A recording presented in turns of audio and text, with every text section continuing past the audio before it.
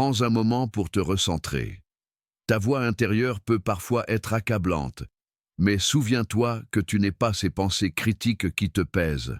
Il est libérateur de réaliser que tu es simplement l'observateur de tes pensées, et non celui qui les définit.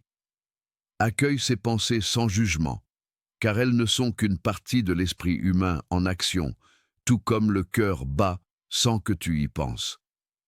La clé est de ne pas les croire aveuglément, mais de les observer et de les laisser passer. Depuis l'enfance, on nous apprend à croire tout ce qui se passe dans notre tête. Si une pensée apparaît, on suppose qu'elle est vraie. Si une émotion surgit, on pense qu'elle définit qui nous sommes. Pourtant, une pensée n'est qu'un événement mental, pas une vérité absolue. Observe un instant ce qui se passe dans ton esprit. Une pensée apparaît, puis une autre, puis encore une autre. Certaines sont agréables, d'autres sont désagréables, mais aucune ne reste éternellement.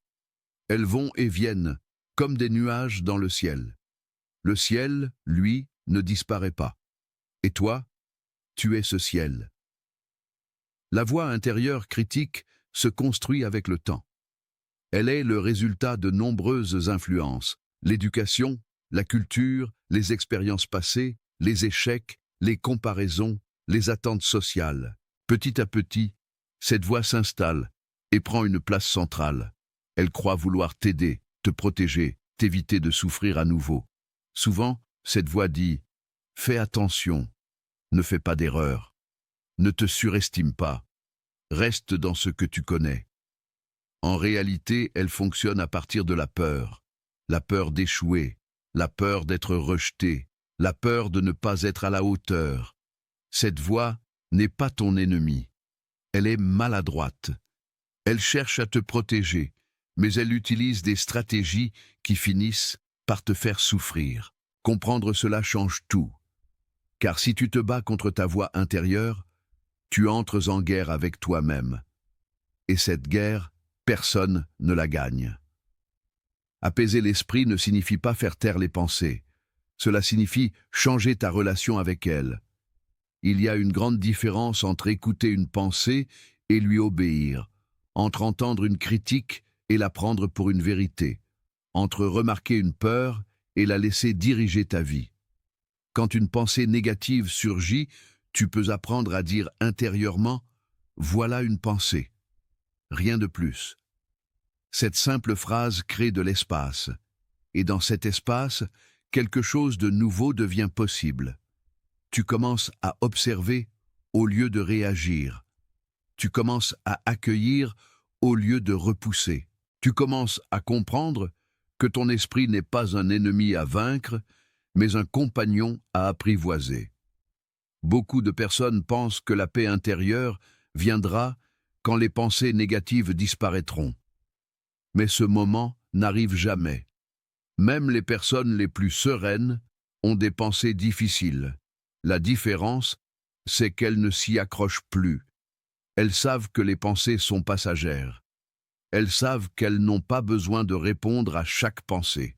Elles savent qu'un esprit calme n'est pas un esprit vide, mais un esprit libre. Lorsque tu observes ta voix intérieure avec curiosité plutôt qu'avec jugement, elle commence naturellement à perdre de sa puissance. Comme un enfant qui crie pour attirer l'attention, elle se calme quand elle est entendue sans être dramatisée. Prends conscience de ceci, la plupart de tes pensées négatives concernent le passé ou le futur. Le passé, ce que tu aurais dû faire, dire, être. Le futur, ce qui pourrait mal se passer, ce que tu pourrais perdre.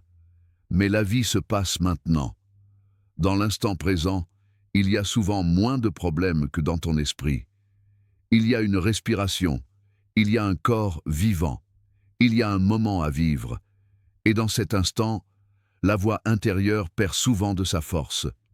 Apprendre à apaiser tes pensées commence par cette étape fondamentale. Reconnaître que tu n'es pas obligé de croire tout ce que tu penses. Tu peux écouter sans t'identifier. Tu peux entendre sans obéir. Tu peux accueillir sans te perdre. Ce chemin demande de la patience. Il ne s'agit pas de changer du jour au lendemain, mais de développer une nouvelle attitude intérieure. Une attitude faite de douceur, de compréhension et de présence.